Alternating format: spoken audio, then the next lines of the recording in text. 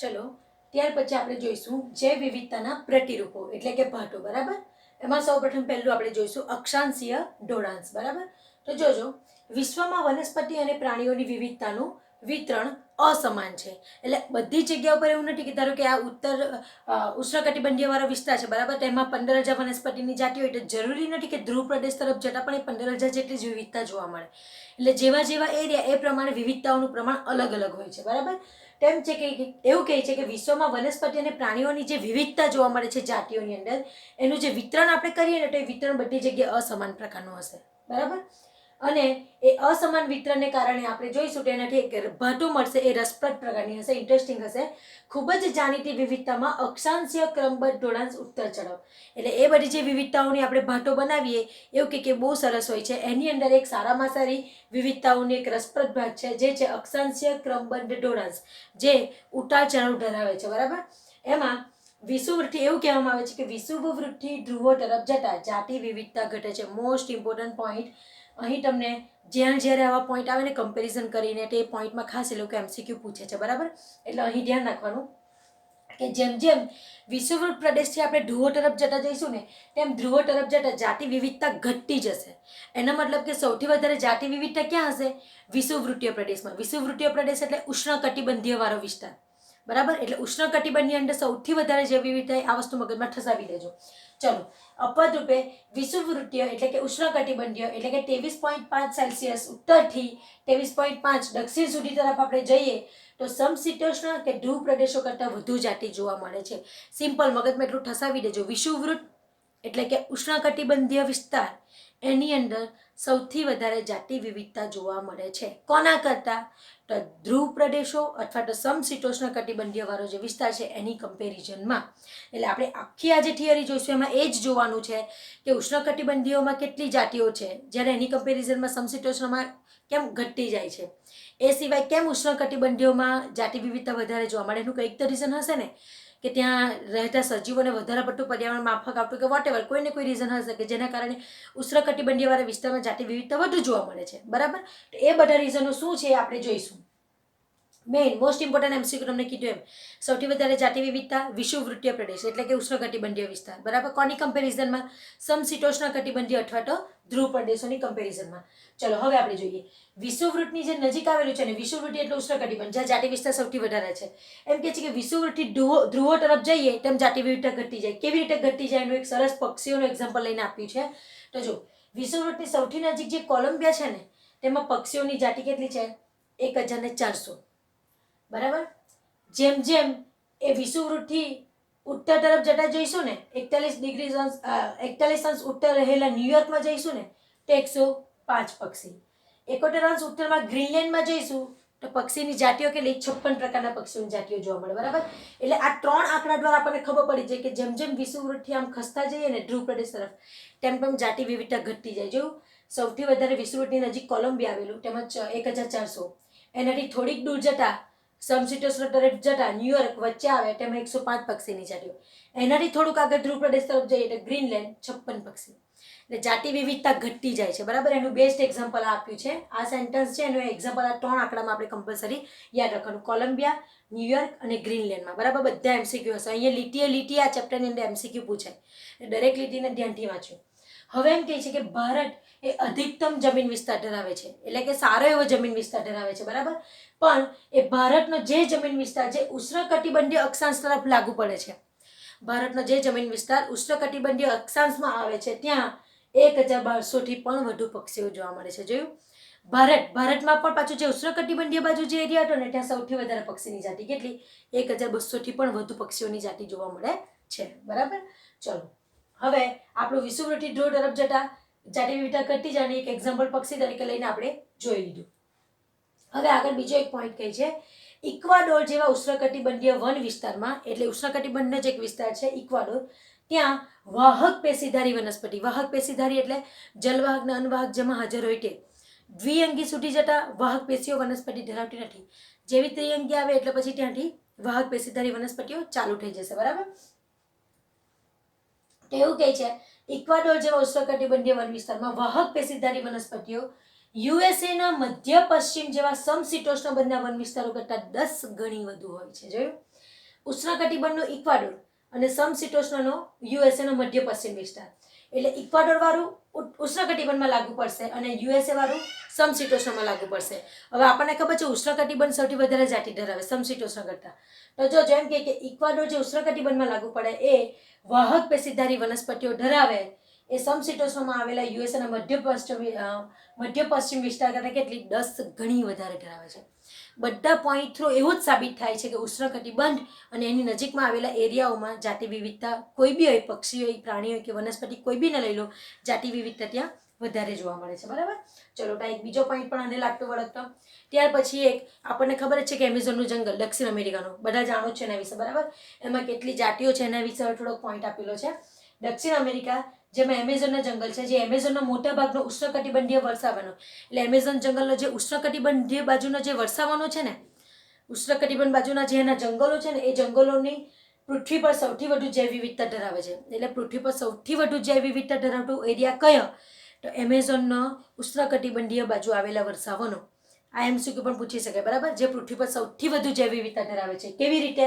તો જોજો 40,000 એની અંદર વનસ્પતિની જાતિઓ જોવા મળે, 3,000 મત્સ્યની જાતિઓ, 1,300 પક્ષીની જાતિઓ, 427 સસ્તનો, 427 ઉભયજીવો, 378 સરીસૃપ અને 1,25,000 અપૃષ્ઠવંશીઓ. વિચારો, આટલી બધી જૈવ વિવિધતા એમેઝોનનો ઉષ્ણકટિબંધીય વાળો વર્ષાવન વાળો એરિયા ધરાવે છે. એ ઉપરાંત કેટલા બધા વૈજ્ઞાનિકોનું એવું અનુમાન છે કે હજી પણ એ એરિયામાં 20 લાખ એટલે કે 2 મિલિયન કીટક જાતિઓની શોધ, એનું નામકરણ અને એની ઓળખ હજી પણ બાકી છે. આટલા બધા આઈડેન્ટિફાઈ થઈ ગયા પછી પણ વૈજ્ઞાનિકોનું એવું અનુમાન છે કે હજી પણ એ એરિયાની અંદર 20 લાખ કીટકોની જાતિઓ શોધાવાની બાકી છે. એટલે તમે વિચારો, ખાલી એ એમેઝોનનો ઉષ્ણકટિબંધીયનો વર્ષાવન એ જ જો એકલો આટલી જૈવ વિવિધતા ધરાવે, એ કંઈ નાની સૂની વાત નથી. 40,000 વનસ્પતિની જાતિઓ, એવી એક જાતિઓ તો પછી કેટલા બધા વૃક્ષો ધરાવતી હશે. બરાબર. એટલે આ વેરાયટી છે જાતિની. એટલે એ પ્રમાણે આપણે અંદાજો લગાવી શકીએ કે દક્ષિણ અમેરિકાનું એ જે એમેઝોન જંગલ છે એ કેટલી મોટી જૈવ વિવિધતા ધરાવતું હશે. બરાબર. ચલો ત્યાર પછી વિષુવવૃત્તમાં સૌથી વધુ વિવિધતા માટે પરિસ્થિતિવિદો તથા ઉદ્વિકાસીય જીવશાસ્ત્રીઓની પરિકલ્પના. બરાબર છે. જ્યારે જેટલી બી વસ્તુનો આપણે આ બધો અભ્યાસ કરવામાં આવી અને બહાર પડ્યા આંકડાઓ, એના પરથી કેટલાક પરિસ્થિતિવિદો છે, પછી ઉદ્વિકાસીય જીવશાસ્ત્રીઓને એવું થયું કે બધા ઉદાહરણોને બધા આંકડાઓને જોતા એવું જ સાબિત થાય છે કે ઉષ્ણકટિબંધીય વાળો જે વિસ્તાર છે ને એ સૌથી વધારે જાતિ વિવિધતા ધરાવે છે. જ્યારે સમશીતોષ્ણ અને ધ્રુવ તરફ જઈએ એટલે જાતિ વિવિધતા ઘટી જ જાય છે. એનું રીઝન શું? કંઈક તો રીઝન હશે ને. બરાબર. એવું હોઈ શકે કે ઉષ્ણકટિબંધીયનું પર્યાવરણ એવું કે જે એ લોકોને સૌથી વધારે ફાવતું હોય, માફક હશે બધા સજીવો માટે, એટલે ત્યાં વધારે પડતી જૈવ વિવિધતા જોવા મળે. તો એ શું છે? એના માટેના 3 કારણો એ લોકોએ બહાર પાડ્યા છે અને એવું કહેવાય છે કે આ 3 કારણોના કારણે ઉષ્ણકટિબંધીયમાં આટલા મોટા પ્રમાણમાં જૈવ વિવિધતા જોવા મળે છે. તો આપણે પહેલું કારણ જોઈએ કે શું છે. તો પહેલું એમ કે જાતિ ઉદ્ભવ. એમ કે જાતિઓનો ઉદ્ભવ થયો. ધારો કે વનસ્પતિ છે, 10 પ્રકારની વનસ્પતિની જાતિઓ છે, તે 11 પ્રકારની થાય, 12 પ્રકારની થાય, 13 પ્રકારની. આવી રીતે વનસ્પતિ નહીં, વનસ્પતિની નવી જાતિઓ. બરાબર. એ નવી જાતિઓનું નિર્માણ થવા માટે એમ કે એ સમયનું કાર્ય છે. એ આપણે નક્કી નથી કરી શકતા. નવી જાતિઓ અસ્તિત્વમાં આવે એ સમય ઉપર આધારિત છે, સમય અને પરિસ્થિતિના આધારે છે. બરાબર. એમ કે જાતિનો ઉદ્ભવ એક સમયનું કાર્ય છે. સમશીતોષ્ણ કટિબંધ આધીન વિસ્તારોમાં ભૂતકાળમાં વારંવાર હિમપ્રપાત થયા છે. એમ કે સમશીતોષ્ણ કટિબંધનો જે એરિયા છે ને, ત્યાં ભૂતકાળમાં એટલે કે લાખો વર્ષ પહેલા બહુ બધા હિમપ્રપાત થઈ ચૂક્યા છે. બરાબર. એની કમ્પેરિઝનમાં ઉષ્ણકટિબંધીય અક્ષાંશો લાખો વર્ષોથી ખલેલ વગરના રહ્યા છે. એટલે છેલ્લા ભૂતકાળમાં લાખો વર્ષથી સમશીતોષ્ણ કટિબંધ, આ જો ધારો કે ઉષ્ણકટિબંધ છે ને સમશીતોષ્ણ છે. બરાબર. તો લાખો વર્ષોથી સમશીતોષ્ણમાં હિમપ્રપાતને કંઈ ને કંઈ મુશ્કેલી ખલેલ આવ્યા જ કરે. જ્યારે એની કમ્પેરિઝનમાં એ લાખો વર્ષોથી ઉષ્ણકટિબંધના વિસ્તારમાં કોઈ પણ પ્રકારની ખલેલ થઈ નથી. કોઈ હિમપ્રપાત થયો કે કોઈ પણ જાતની એવી ખલેલ પહોંચી નથી. એના કારણે શું થયું? જાતિ વૈવિધ્યકરણ માટે લાંબો ઉદ્વિકાસીય સમય મળ્યો. કોઈ ખલેલ ન આવી એટલે એ ઉષ્ણકટિબંધના વિસ્તારમાં જાતિ ઉદ્વિકાસ એમને નહીં. ગઈકાલે આપણે ચર્ચા કરી કે આજે જૈવ વિવિધતાઓ જોવા મળે છે, લાખો વર્ષના ઉદ્વિકાસ પછી આપણે વર્તમાન સમયમાં આટલી બધી જૈવ વિવિધતા જોઈ શકીએ છીએ. તો લાખો વર્ષોથી ત્યાં કશું જ થતું નથી ઉષ્ણકટિબંધના વિસ્તારમાં. એટલે ઉડ વિકાસ થતો ગયો અને ઉડ વિકાસને કારણે ત્યાં નવી જાતિઓ અસ્તિત્વમાં આવતી જ ગઈ, કારણ કે ત્યાં વચ્ચે કોઈ પણ પ્રકારની ખલેલ પણ ન આવી. એટલા માટે ઉષ્ણકટિબંધીય વિસ્તારમાં સૌથી વધારે જોવા મળે છે. એટલે આપણને એક પહેલો જ તફાવત મળી ગયો. સમશીતોષ્ણમાં હિમપ્રપાતને એવું લાખો વર્ષોથી થયા જ કરતું હતું ભૂતકાળમાં, એટલે ઉડ વિકાસ વચ્ચે અટકી જાય, એટલે ઉડ વિકાસ બરાબર ના થયો. જ્યારે એની અંદર લાખો વર્ષોથી કોઈ પણ પ્રકારની ખલેલ ના પહોંચી, એટલે ઉડ વિકાસની પ્રક્રિયા સારી રીતે ચાલી અને નવી જાતિઓ અસ્તિત્વમાં આવતી રહી. ચલો, બીજું કારણ છે ઉષ્ણકટિબંધીય વિસ્તાર સમશીતોષ્ણ કટિબંધની કમ્પેરિઝનમાં ઓછા મોસમીય ઋતુકીય પરિવર્તન યુક્ત છે. એટલે સમશીતોષ્ણની અંદર ઋતુઓ બદલ્યા જ કરે છે, જ્યારે એની કમ્પેરિઝનમાં ઉષ્ણકટિબંધીય ઓછું પરિવર્તનયુક્ત છે ઋતુઓની બાબતમાં. એટલે ઋતુઓ ગમે જ્યારે ચેન્જ નથી થયા કરતી, બરાબર. આ 3 મહિના શિયાળો, 3 મહિના એ જેમ સમશીતોષ્ણમાં એની ટાઈમ શિયાળો, ઉનાળો, ચોમાસામાં ઋતુકીય પરિવર્તનો બદલાયા જ કરે, અચોક્કસ હતા ઋતુકીય પરિવર્તનો, અચોક્કસ હતા. જ્યારે અહીંયા ઋતુકીય પરિવર્તનો વધારે પડતા થતા નથી અને ચોક્કસ હતા, બરાબર. પ્રમાણમાં વધુ સ્થિર, ભવિષ્ય ભાખવા યોગ્ય હતું. એટલે એમ કે એના કારણે ઉષ્ણકટિબંધનું પર્યાવરણ વધુ સ્થિર હતું. કેમ કે ઋતુઓ ગમે જ્યારે બદલાતી નથી અને પરિવર્તનો ઋતુમાં ઓછા થતા હતા. જ્યારે ત્યાં પરિવર્તન થયા જ કરે, એટલે ત્યાં આપણે પર્યાવરણ આપણે સ્થિર બી નહીં મળે અને કયા સમયે કયું પર્યાવરણ આવશે એના માટે આપણે ભવિષ્ય પણ નક્કી કરી શકતા નથી. જ્યારે ઉષ્ણકટિબંધના વિસ્તારમાં કેવું થાય કે ઋતુકીય પરિવર્તનો બહુ જ ઓછા, એટલે પર્યાવરણ ત્યાં સ્થિર રહે એટલે આપણે અંદાજ લગાવી શકીએ કે હવે આ વસ્તુ છે એટલે આ જાતિઓ, એટલે આપણે ભવિષ્ય બી ત્યાં નક્કી કરી શકીએ, ભવિષ્ય ભાખી શકીએ, એટલે કે ભવિષ્ય કહી શકીએ કે આવું વાતાવરણ છે એટલે આ વનસ્પતિને અનુકૂળ આવશે કે વોટ એવર, બરાબર. ચલો, ભવિષ્ય ભાખવા યોગ્ય એટલે સ્થિર પર્યાવરણ, એ જેટલું સ્થિર પર્યાવરણ ને તે અનોખી વિશિષ્ટીકરણને પ્રોત્સાહિત કરે. એટલે અનોખા વિશિષ્ટીકરણને પ્રોત્સાહિત કરે એટલે નવી જાતિઓના ઉદ્ભવ માટે સારું પડે એવું કહે છે. એટલે પર્યાવરણ જેટલું સ્થિર એટલી નવી જાતિઓના અસ્તિત્વમાં આવવાનું ઇઝી પડે છે. જ્યારે જો પર્યાવરણ સ્થિર ના હોય તો નવી જાતિઓનું અસ્તિત્વ બરાબર આવવામાં એને જોખમ ઊભું થાય છે, બરાબર. એટલા માટે પણ ત્યાં સૌથી વધુ જાતિ વિવિધતા જોવા મળે છે એવું કહી શકાય છે, બરાબર. ત્રીજો પોઈન્ટ, વિષુવવૃત્તીય પ્રદેશમાં એટલે કે ઉષ્ણકટિબંધીય પ્રદેશોમાં સૌથી વધુ સૌર ઉર્જા છે. એટલે સૂર્યની ઉર્જા ઉષ્ણકટિબંધીય વિસ્તારમાં સૌથી વિપુલ પ્રમાણમાં મળે છે. એની કમ્પેરિઝનમાં સમશીતોષ્ણમાં સૌર ઉર્જા સૌથી ઓછી જાય છે. હવે સૌર ઉર્જા એ તો મેઇન સ્ત્રોત કહેવાય. ઉત્પાદકતા આપણે શીખ્યા, ઉત્પાદકતાની શરૂઆત જ સૌર ઉર્જાથી થાય, બરાબર. એટલે દરેક સજીવો ડાયરેક્ટ કે ઇનડાયરેક્ટ આધાર તો કોની પર રાખે? સૌર ઉર્જા પર. કેમ કે એ વનસ્પતિ લેશે, વનસ્પતિને તૃણાહારી માંસાહારી, એટલે આપણે ભલે વનસ્પતિ નથી ખાતા પણ આપણે ઇનડાયરેક્ટલી તો તૃણાહારી માંસાહારીને ખાય છે ને, તૃણાહારી વનસ્પતિને ખાય છે ને, તો આપણે ઇનડાયરેક્ટલી કોના પર ડિપેન્ડેન્ટ થયા? સૌર ઉર્જા પર ડિપેન્ડેન્ટ થયા ને. કેમ કે વનસ્પતિ પોતાનો મુખ્ય ખોરાક જ સૂર્ય ઉર્જાની મદદથી બનાવે. એટલે જો ત્યાં સમશીતોષ્ણ કટિબંધમાં સૂર્ય ઉર્જા જ ઓછી હોય તો સ્વાભાવિક છે વનસ્પતિઓ ઓછી જવાની. કેમ કે તેને ખોરાક મેળવવા માટે જે મેઇન સૂર્ય ઉર્જા જોઈએ તે જ ઓછી, તો પછી વનસ્પતિની જાતિઓ કેવી રીતે ત્યાં વધવાની? સમજાયું? એટલે આ તો મેઇન પોઈન્ટ થઈ પડે કે સૌર ઉર્જા સમશીતોષ્ણમાં ઓછી આવે છે જ્યારે ઉષ્ણકટિબંધમાં સૌથી વધુ આવે છે. એના કારણે શું થાય? સૌર ઉર્જા જેટલી વધુ એટલું ખોરાક ઉચ્ચ ઉત્પાદન, એટલે વનસ્પતિઓ દ્વારા ખોરાક પણ વધુ મળે, અને જેટલું વધારે ખોરાક એટલું સૌથી વધુ જૈવિક તેલ માટે પરોક્ષ રીતે ફાળો, એટલે ઇનડાયરેક્ટલી પણ સૌર ઉર્જા ફાળો આપે છે એવું કહી શકાય છે, બરાબર. તો આ મેઇન 3 કારણો આપણને ઇઝીલી ખબર પડે એવું છે. પહેલું શોર્ટમાં યાદ રાખવાનું, ઉષ્ણકટિબંધીઓમાં બહુ વર્ષોથી ત્યાં કોઈ હિમપ્રપાત જેવી કોઈ પણ પ્રક્રિયા થતી નથી એટલે ખલેલ નથી પહોંચ્યું. બીજું, ત્યાં ઋતુકીય પરિવર્તનો ઓછા થાય એટલે આપણે પર્યાવરણ સ્થિર હોવાથી ત્યાંનું ભવિષ્ય પણ આપણે કહી શકીએ. ત્રીજું, કે ત્યાં સૌર ઉર્જા સૌથી વધારે પ્રમાણમાં મળે છે, જ્યારે 3 પોઈન્ટ એનાથી વિરુદ્ધ સમશીતોષ્ણમાં થાય. એટલે આ 3 મેઇન પરિણામોને કારણે આપણને જાતિ વિવિધતા ઉષ્ણકટિબંધીય વિસ્તારોમાં જોવા મળે છે. કોની કમ્પેરિઝનમાં? સમશીતોષ્ણની કમ્પેરિઝનમાં. છોકરાઓ, અહીં તમે ધ્યાન રાખજો, વિષુવવૃત્તીય ઉષ્ણકટિબંધ બધું આવે તો ગુચવાશો નહીં. એટલા માટે જ મેં લખ્યું છે વિષુવવૃત્તીય એટલે જ ઉષ્ણકટિબંધીય વિસ્તાર, ધ્યાનમાં રાખજો ગૂંચવાયા વગર, બરાબર. ચલો, તો આ છે અક્ષાંશીય ઢોળાંશ.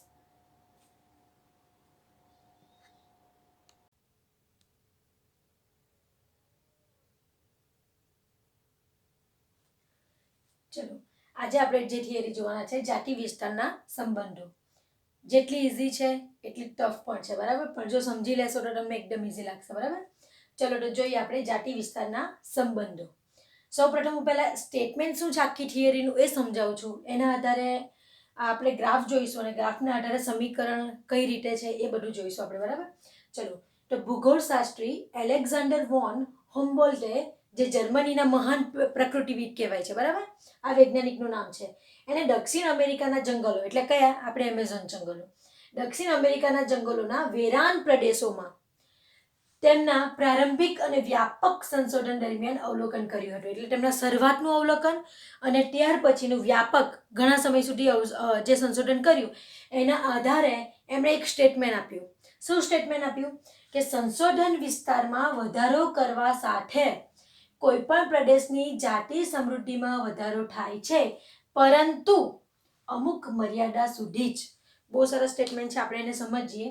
જોજો, માની લો કે આ એ એરિયા છે, બરાબર. હું એના વિસ્તાર વધારું છું બી એરિયા, વધારું છું સી એરિયા, વધારું છું ડી એરિયા, બરાબર. ચલો, તો આ એ એરિયા છે, આ બી એરિયા છે, આ સી એરિયા છે અને આ ડી એરિયા છે. તો આ વૈજ્ઞાનિકનું કહેવું એવું છે કે જેમ જેમ તમે સંશોધનનો વિસ્તારમાં વધારો કરતા જશો, માની લો કે હું આ એ છે એ એરિયામાં હું સંશોધન કરું છું, બરાબર. એ સંશોધન કરતાં મને 5 જાતિ મળી. કેટલી? 5. કોઈ બી વનસ્પતિની 5 જાતિઓ મળી, બરાબર.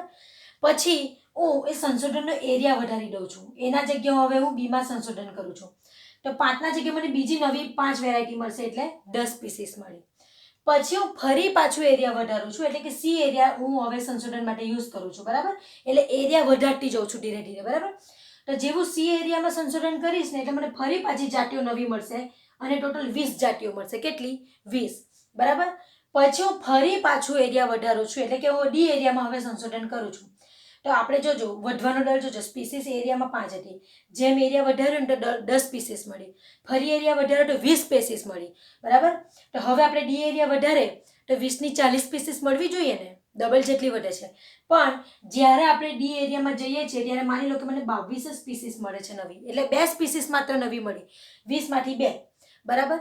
અથવા તો પછી 20ની 20 જ મળી, બરાબર. એટલે ના મળવા જેવી બરાબર જ થઈ, બરાબર.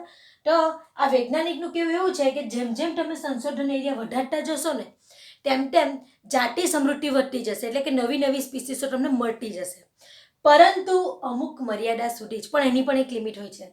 પછી તમે એરિયા વધારો ને તો પણ પછી નવી સ્પીસીસ જોવા મળતી નથી, એટલી ને એટલી રહેશે. એટલે તમે જોજો, જ્યારે તમે ડીમાં સંશોધન કરશો ને તો 20માંથી 40 મળવી જોઈએ. જો અહીંયા 5, 5ની 10 થાય, 10ની 20 છે, 20ની 40 થવી જોઈએ ને ડી એરિયા વધારતા, પણ 40 નથી થતી. કેટલી મળે છે? માત્ર 22 જ મળે છે. એટલે આપણને તમે જોજો કેટલાનો 18 જેટલી સ્પીસીસ આપણને ઘટી. એવું થાય ને કે જો આપણને 20ના જગ્યાએ અહીંયા 40 મળવી જોઈતી હતી, પણ મળી આપણને 22 જ, એટલે 18 જેટલી સ્પીસીસની ઘટ પડી. એટલે એવું કહેવાય કે જેમ જેમ આપણે એરિયા વધારતા જઈએ તેમ તેમ જાતિ સમૃદ્ધિ વધે છે, પરંતુ અમુક મર્યાદા સુધી જ. પછી તમે ગમે જેટલો એરિયા વધારો, જાતિ સમૃદ્ધિ વધતી નથી, એટલે કે નવી સ્પીસીસ મળતી નથી, એ 0 થઈ જશે, બરાબર. એટલે આ સ્ટેટમેન્ટ એવું કહે છે કે સંશોધન વિસ્તારમાં વધારો કરવા સાથે, એટલે એનું બી, બીનું સી, સીનું ડી, એટલે આપણે એરિયા વધાર્યો. કોઈ પણ પ્રદેશની જાતિ સમૃદ્ધિમાં વધારો થાય છે. કોઈ પણ પ્રદેશ લો, પછી તમે વેરાન પ્રદેશ લો કે જંગલ વિસ્તાર લો કે કોઈ બી લો, બરાબર. તેમાં જાતિ સમૃદ્ધિ વધતી જશે, પરંતુ માત્ર અમુક મર્યાદા સુધી જ. એમાંથી બી, બીમાંથી સી, સીમાંથી પછી ડી આવે તો લિમિટ આવી જાય, પછી તમને નવી સ્પીસીસ મળતી નથી, બરાબર. તો ચલો, વર્ગકો, આવૃત બીજધારી, વનસ્પતિ, પક્ષી, ચામાચીડિયા, મીઠાજની માછલીની વ્યાપક વિવિધતા માટે જાતિ સમૃદ્ધિ અને વિસ્તાર વચ્ચેનો સંબંધ. ચલો, હવે આ આપણે બધું પછી જોઈશું. હવે આ જે સ્ટેટમેન્ટ આપ્યું છે એ તમને ખબર તો પડી ગઈ કે આ રીતે, બરાબર. જેમ જેમ એરિયા વધારતા જઈશું તેમ તેમ સ્પીસીસ વધતી જશે, પણ અમુક મર્યાદા સુધી. પછી તમે ગમે તેટલો એરિયા વધારો ને તો પણ નવી સ્પીસીસ મળતી નથી, એ અટકી જશે. એટલે સ્પીસીસ પછી જાતિ કેવી થશે? ઘટતી જશે. 40 મળવી જોઈએ એની જગ્યાએ 22 જ મળે છે, એટલે 18 સ્પીસીસની ઘટ પડી, બરાબર. એટલે જાતિ ઘટતી જાય છે, એરિયા ભલે વધતો જાય પણ તે સમયે જાતિ પછી ઘટી જશે અમુક મર્યાદા પછી, બરાબર.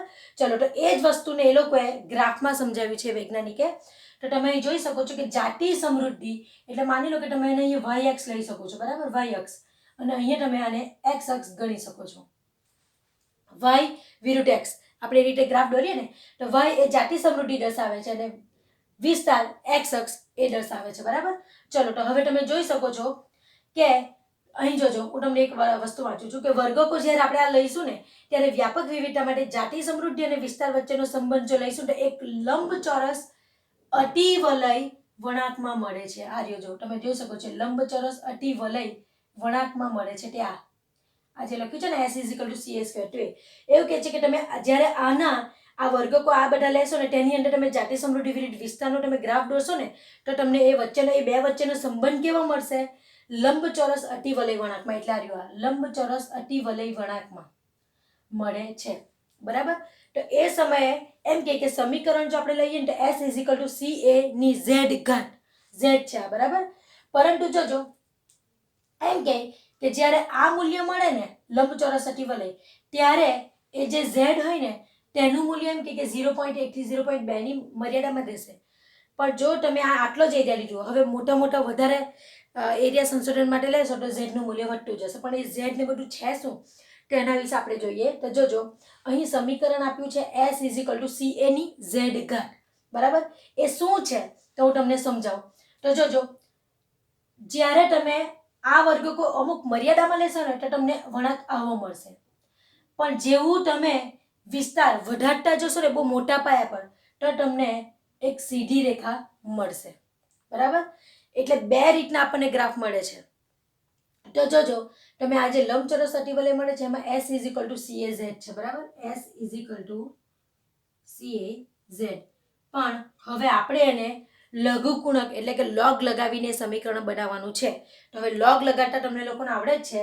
જો હું લોગ લગાડું તો કેવી રીતે બને? S નું શું થશે? log S. C નું શું થશે? log C plus log A. હવે જોજો તમે એટલું તો ખ્યાલ હશે જ, ફિઝિક્સમાં તમે શીખ્યા જ હશો. બરાબર. કેમેસ્ટ્રીમાં પણ શીખ્યા હશો કે જેની ઘાત હોય ને એને જ્યારે આપણે લોગ લગાવીએ ને ત્યારે એ ઘાત લોગની આગળ લખાય છે. બરાબર. એટલે અહીં એની ઘાત કેટલી છે? Z. એટલે Z ને ક્યાં લગાશે? આગળ. એટલે S = CA ની Z ઘાતનું સમીકરણ આપણે લોગ લગાવીએ ત્યારે સમીકરણ શું બને છે? log S = log C plus ઘાત જે છે એને આગળ લખી દીધી અને log A છે. બની ગયું. એટલે S = CA જે ઘાત છે એનું લોગ લગાડતા સમીકરણ આ બને છે. જે સમીકરણ મેં અહીં લખ્યું છે log S = log C plus Z log A. જ્યાં તમને ખબર જ છે કે S શું બતાવે છે? આ જાતિ સમૃદ્ધિ બતાવે છે. A શું બતાવે છે? આ વિસ્તાર બતાવે છે. બરાબર. Z શું બતાવે છે? ઢાળ બતાવે છે. આ રેખાનો ઢાળ કેવો છે? રેખાનો ઢાળ. બરાબર. અને C શું બતાવે છે? અચળ પદ છે. જે સીધી રેખા જે મળે છે એ વાયને જ્યાં છેદે છે એને આપણે આંતરછેદ તરીકે ઓળખીએ છીએ. બરાબર. તો C એ બતાવે છે અને હંમેશા આપણને ખબર જ છે કે C એ અચળ પદ હોય છે. બરાબર. ચલો તો હવે આપણને આ સમીકરણ પરથી લોગ લગાવીને શું સમીકરણ બને એ આપણને ખ્યાલ આવી ગયો. હવે તમને જોજો આ સમીકરણમાં એક બહુ સરસ સમજાવવા સ્ટેટમેન્ટ સાથે એમ કહે છે કે જેમ જેમ એરિયા વધારીએ ને તેમ તેમ જાતિ સમૃદ્ધિ વધે, પણ અમુક લિમિટ મર્યાદા સુધી પછી નહીં વધે. તો જોજો અહીંયા હું વિસ્તાર વધારું છું, અહીંયાથી અહીંયા વિસ્તાર કરું છું. બરાબર. તો એ વિસ્તાર વધારતા માની લો કે મને અહીંયા મળ્યું છે આ વિસ્તાર, પણ હું વિસ્તાર વધારું છું. માની લો કે હું આટલા વિસ્તારમાં, હવે આટલો એરિયા હતો એની જગ્યાએ હું આ એરિયા છે એના જગ્યાએ હું બી એરિયા સુધી હવે સંશોધન કરું છું. બરાબર. તો બી એરિયાનું સંશોધન કરતા તમે જોઈ શકો છો કે જાતિ સમૃદ્ધિ આટલી હતી એની જગ્યાએ વધી, સ્પીસીસ વધી. ચલો બી માંથી હું સી એરિયા કરું છું. બરાબર. સી એરિયા કરતા જોજો મને ક્યાં મળે છે? આ સી એરિયા કર્યું. બરાબર.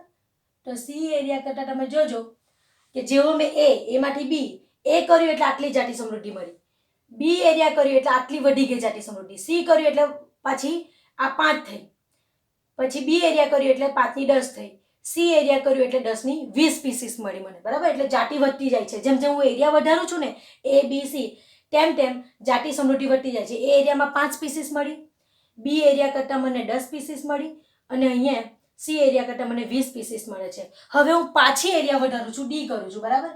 હવે તમે જોજો જ્યારે હું ડી એરિયા કરું છું ને આ જોજો જેવું ડી એરિયા કર્યું ને ડી એરિયામાં જોજો બહુ ખાસ કઈ સ્પીસીસ નહીં વધી. શું થયું? 20 ની માત્ર 22 જ મળી.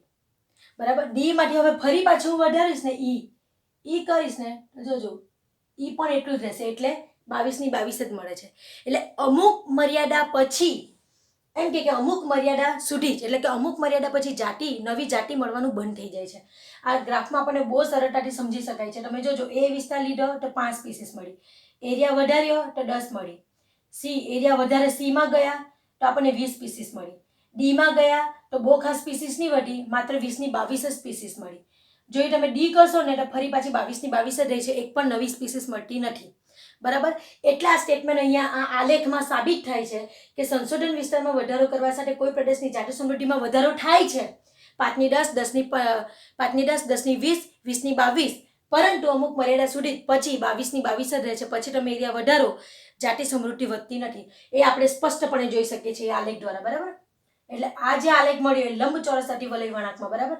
અને એ આલેખના દ્વારા જો આપણે સમીકરણ બનાવીએ તો સમીકરણ બનશે s = CA ની z ઘાત, જેને log લગાવતા સમીકરણ આ બને છે log s + log c + z log a. અડધાને ખબર નહીં હશે, બધા આ બે સમીકરણ અલગ અલગ રીતે ગોખે, પણ ગોખવાની કોઈ જરૂર નથી. સમીકરણ આ જ છે, ખાલી એને log લગાવ્યું છે. log લગાવતા તમને લોકોને આવડે છે. s ને log લગાવીએ એટલે log s, c ને log લગાવીએ એટલે log c, પ્લસ a ને log લગાવીએ એટલે log a, અને જે ઘાત છે તેને આગળ લખી દીધી છે એટલે z log a. બરાબર. હવે તમને એક બહુ સરસ વસ્તુ સમજાવું. તમે ફિઝિક્સની અંદર એક સમીકરણ શીખ્યા જશો. બરાબર. y = mx + c એવું કંઈક સમીકરણ શીખી ગયા. કોઈ બી તમે સીધી રેખા આવે ને તો સીધી રેખાના બહુ બધા સમીકરણો હોય છે. બરાબર. એમાંનું એક સમીકરણ છે, આજે સીધી રેખા મળી ના લ્યા, આ સીધી રેખાના બહુ બધા સમીકરણ હોય, તેમાંનું એક સમીકરણ છે y = mx + c. બરાબર. તો અહીં તમે જોજો, આ જ સમીકરણ આ છે. કઈ રીતે તમને સમજાવો તો જોજો. y ના જગ્યા પર આપણે શું લીધું? s, log s. બરાબર. s એ શું છે? જાતિ સમૃદ્ધિ. s એટલે જાતિ સમૃદ્ધિ, સ્પીસીસ તો છે આ y. એટલે y x પર આપણે શું લીધી? સ્પીસીસ લીધી છે, y ના જગ્યા પર x. હવે જોજો, c પ્લસ આપણે z log a લખી દીધું છે, એની જગ્યાએ c અહીંયા પાછળ છે ને mx આગળ લખ્યું છે. બરાબર. તો અહીં જોજો, m એટલે શું લખ્યું છે? z. x એટલે શું છે? a. તો તમે જોજો, આ x જે છે તો a છે, x એરિયા પર શું છે? વિસ્તાર. વિસ્તાર એટલે એરિયા, એરિયાનો a. તો x અક્ષ પર આપણે શું લીધું છે? એરિયા છે. x અક્ષ પર આપણે એરિયા લીધું છે. બરાબર. એટલે આ એરિયા. પછી m એ અચળ પદ છે. m અચળ પદ એટલે શું બતાવે છે? રેખાનો ઢાળ બતાવે છે. એમ અહીં રેખાનો ઢાળ આપણે m ના જગ્યા પર શું લઈએ છીએ? z. રેખાના ઢાળને આપણે અહીં z સંજ્ઞા તરીકે લીધું છે. બરાબર. Plus c. c એટલે શું? આંતરછેદ. એ અચળ પદ હોય છે. આની અંદર m નહીં, અહીં c અચળ પદ કહેવાય છે. c એટલે શું? આંતરછેદ. આંતરછેદ એટલે શું? તો જ્યારે y અક્ષને કોઈ સીધી રેખા જ્યાં છેદે ને, એ છેદે તે વિસ્તારને કહેવાય આંતરછેદ. બરાબર. સીધી રેખા જ્યારે y અક્ષને જ્યાં આગળ છેદે એ છેદનને આપણે કહીએ આંતરછેદ. એટલે અહીં આગળ અહીંયા જે છેદે છે એને આપણે કહીશું c. એટલે c હંમેશા કોઈ બી પદમાં અચળ પદ તરીકે લેવાય છે. બરાબર. એટલે તમે ફિઝિક્સ કે મેથ્સમાં પણ આવે જ છે. બરાબર. કેમેસ્ટ્રીમાં મને અંદાજ નથી, પણ ફિઝિક્સ અને મેથ્સમાં તો આવે જ છે. બરાબર. સીધી રેખા માટેનું સમીકરણ y = mx + c. તો તમે જે ફિઝિક્સ ને મેથ્સમાં શીખો છો ને એ જ અહીં પણ લાગુ પડે છે. ખબર પડી? આપણને ખાલી સંજ્ઞા અલગ છે એટલે છોકરાઓ ગૂંચવાઈ જાય. y = mx + c. y અક્ષ પર આપણે શું લીધું છે? s, જાતિ સમૃદ્ધિ લીધી છે. બરાબર. x અક્ષ પર આપણે શું લીધું છે? એરિયા લીધું છે. એટલે એ m એટલે શું છે? તમે ઢાળ લો, રેખાનો ઢાળ. તો રેખાનો ઢાળ આપણે m તરીકે તમે ફિઝિક્સ અને મેથ્સમાં લો, જ્યારે અહીં આપણે બાયોલોજીમાં રેખાના ઢાળને z સંજ્ઞાથી દર્શાવ્યું છે. બરાબર. પ્લસ c એટલે કે y અક્ષને જ્યાં સીધી રેખા જ્યાં છેદે તે આંતરછેદ, જે હંમેશા અચળ પદ હોય છે, જેને આપણે પણ c તરીકે જ લીધું છે. એટલે y = mx + c એ જ છે s = za + c, પણ આપણે c આગળ લીધું છે ને z log a પાછળ લીધું છે. બરાબર. એ જ વસ્તુને આપણે અહીંયા log લગાવીએ તો log s + z log a + log c. સમજ્યા? પણ આપણે પદ ખાલી અલ્ટરનેટ કર્યું છે, c આગળ લખ્યું છે અને z log a પાછળ લખ્યું છે. તો આ રીતે બહુ સરળતાથી સમજી શકાય છે. એટલે સમીકરણમાં ગૂંચવવાની બિલકુલ બી જરૂર નથી. બરાબર. ચલો, તો અહીં આપણને ખબર પડી ગઈ કે આ રીતનું હોય છે. જેમ જેમ એરિયા વધારતા જઈએ તેમ તેમ a વધારતા જઈએ તેમ તેમ s વધે છે. આ સમીકરણમાં આપણે જેમ જેમ આ એરિયા વધારતા જઈએ તેમ તેમ s વધે છે, પણ અમુક મર્યાદા સુધી જ. પછી s વધતું નથી. બરાબર. પણ એના કારણે આ રેખાનો ઢાળ જે હોય એ રેખાના ઢાળનું મૂલ્ય બદલાયા કરે છે. જો આપણે ખાલી વર્ગકોની અંદર જ લઈશું કે ખાલી આવૃતબીજધારી વનસ્પતિઓનું ઓબ્ઝર્વેશન કરવું છે, માત્ર પક્ષીની અંદર, માત્ર ચામાચીડી, માત્ર મીઠાજળની માછલી, આમ અમુક વસ્તુ લિમિટમાં લઈને આપણે જ્યારે કરીએ ને ત્યારે જે આલેખ મળે, આલેખ કેવો મળે છે? લંબચોરસ અતિવલય વળાંકમાં મળે છે. અને એ સમયે એ જે આલેખ મળે છે એમાં ઝેડનું મૂલ્ય, આની અંદર જો આપણે ઝેડનું મૂલ્ય જોવા જઈએ તો ઝેડનું મૂલ્ય 0.1 થી 0.2 ની ક્ષેત્ર મર્યાદાની વચ્ચે જ હોય, સૌથી ઓછું હોય. બરાબર. એટલા માટે લખ્યું છે કે જો વર્ગક તરીકે આપણે પર્ટિક્યુલર કોઈ એક વસ્તુને લઈએ ત્યારે જે ઢાળ મળે એ ઢાળ રેખાનો ઢાળ હોય છે લંબચોરસ અતિવલય, આ રીતનો મળે છે. ત્યારે આ સીધી રેખા મળતું નથી. ક્યારે? પર્ટિક્યુલર આપણે જો એક વર્ગક જ લઈએ ત્યારે. બરાબર. એ ટાઈમે આપણને રેખાનો ઢાળ મળે છે કેવો? લંબચોરસ અતિવલય વળાંકમાં, અને એ ટાઈમે ઝેડનું મૂલ્ય હોય છે 0.1 થી 0.2 વચ્ચે, બરાબર. પછી ભલે વર્ગીકરણના સમૂહ કે પ્રદેશ, બ્રિટનમાં વનસ્પતિઓ, કેલિફોર્નિયામાં પક્ષીઓ અને ન્યુયોર્કમાં મૃદુકાય, બરાબર. કોઈ પણ હોય તેને અનુલક્ષીને શ્રમસાર રેખાનો ઢાળ આશ્ચર્યજનક રૂપે એક સમાન જ હોય છે, બરાબર છે. એટલે એમ કે તમે જો પર્ટિક્યુલર એક વર્ગ લો, પછી તમે બ્રિટનમાં વનસ્પતિઓનું ઓબ્ઝર્વેશન કરો આ આલેખમાં, કે કેલિફોર્નિયામાં પક્ષીઓની જાતિઓમાં આ વસ્તુ તમે ઓબ્ઝર્વ કરો, કે ન્યુયોર્કમાં તમે મૃદુકાઈને લો, બરાબર. તો એમાં પણ સેમ આ જ રીતનો આલેખ મળશે, કેવો? લંબચોરસ અતિવલય વળાંકમાં. એટલે કે પર્ટિક્યુલર તમે જો એક વર્ગક જ લેશો તો પછી કોઈ પણ એરિયામાં લો, બ્રિટનમાં લો, કેલિફોર્નિયામાં લો, ન્યુયોર્કમાં લો, કે ગમે જ્યાં લો, ત્યાં બધા આલેખ લંબચોરસ અતિવલય વળાંકમાં જ રેખાનો ઢાળ મળશે, જેમાં ઝેડનું મૂલ્ય 0.1 થી 0.2 વચ્ચે જ હોય છે, બરાબર. તો ઝેડનું મૂલ્ય ક્યારે વધારે હોય તો આપણે જોઈએ સમસ્ત ખંડો જેવા કોઈ પણ ખૂબ જ વિશાળ પ્રદેશો વચ્ચેના જાતિ વિસ્તાર. હવે ખૂબ જ વિશાળ પ્રદેશ, આપણે તો અહીં લિમિટ લીધી હતી, એક વર્ગ, મૃદુકાય તો મૃદુકાય, વનસ્પતિ તો વનસ્પતિઓ, માછલીઓ તો માછલીઓ માટે આપણે આ આલેખ દોરતા હતા. પણ હવે શું કરવાનું છે? આપણે ખૂબ જ વિશાળ પ્રદેશો વચ્ચેના જાતિ વિસ્તાર સંબંધોનું પૃથ્થકરણ કરવાના છે. એટલે હવે આપણે વસ્તુ વધારવાના છે, એક જ વર્ગક નહીં, ઘણા બધા વર્ગકોને ભેગા કરીને આપણે જાતિ સમૃદ્ધિ વિરુદ્ધ વિસ્તારનો આલેખ દોરવાના છે. તો એવા સમયે જો પૃથ્થકરણ કરશો તો તમને જોવા મળશે કે શ્રમસાર રેખાનો ઢાળ ખૂબ જ વધારે તીવ્ર ત્રાંસો ઊભો ઢાળ, એટલે આ બીજા નંબરનો મળે છે. આ ખૂબ જ ત્રાંસો ઊભો ઢાળ મળે છે, જેની અંદર ઝેડનું મૂલ્ય 0.6 થી 1.2 વચ્ચેની ક્ષેત્ર મર્યાદામાં હોય છે.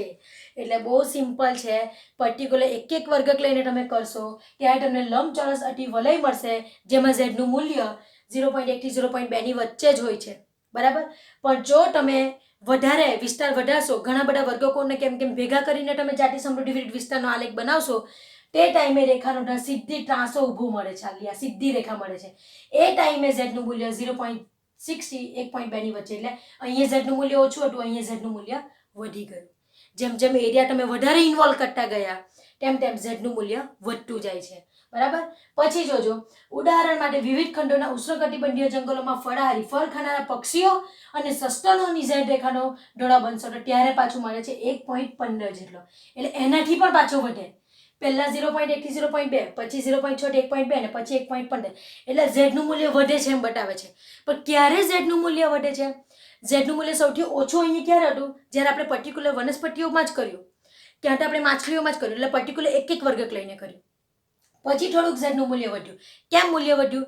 કેમ કે આપણે ખૂબ જ વિશાળ પ્રદેશ લીધો અને અલગ અલગ જાતિઓ વચ્ચે આપણે એ આલેખ બનાવ્યો, ત્યારે રેખાનો આલેખ સીધો ત્રાંસો મળ્યો, બરાબર. અને ત્યારે ઝેડનું મૂલ્ય વધ્યું. ફરી પછી આપણે તો શું કર્યું? બધા જ વિસ્તારના ઉષ્ણકટિબંધીય જંગલોમાં ફળ ખાનારા જેટલા બી ઉષ્ણકટિબંધીય જે વિસ્તાર છે એમાં જેટલા બી ફળ ખાનારા પક્ષીઓ છે, સસ્તનો છે, બધાને લઈને હવે આપણે જો જાતિ સમૃદ્ધિ વિરુદ્ધ વિસ્તાર કરશું તો એ વધારે એરિયા વધી ગયો અને બીજા નંબર કરતાં બી વધારે વિશાળ થઈ ગયું પ્રયોગ, બરાબર. તો જ્યારે એનું પૃથ્થકરણ કરશું ત્યારે ઝેડ રેખાનો ઢાળ આપણને મળે છે 1.15.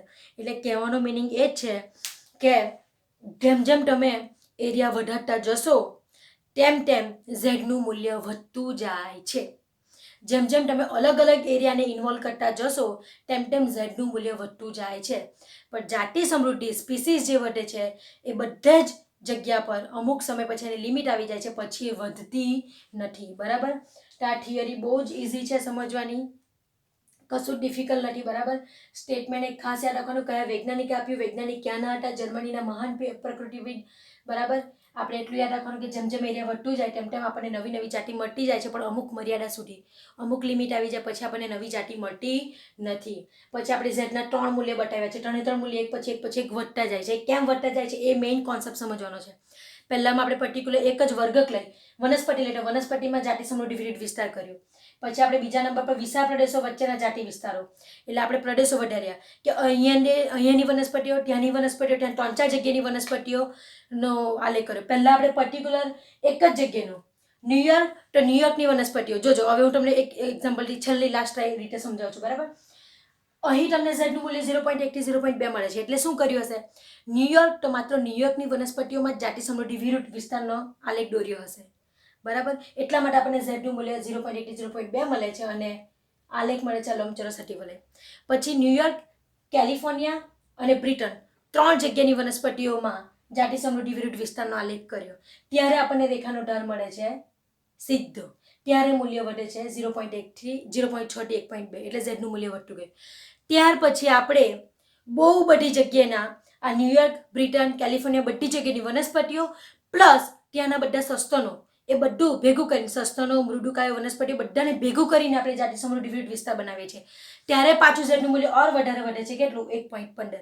એટલે કહેવાનો મતલબ એ જ છે કે પ્રદેશો આપણે વધારતા જઈશું, વર્ગકો વધારતા જઈશું, તેમ તેમ ઝેડનું મૂલ્ય વધતું જશે. પણ બધી જ જગ્યાએ એક વસ્તુ કોમન હશે કે અમુક મર્યાદા સુધી જ વધશે, પછી એ નવી જાતિ મળવાનું બંધ થઈ જશે. બરાબર? ચલો, તો આ છે જાતિ વિસ્તારના સંબંધો.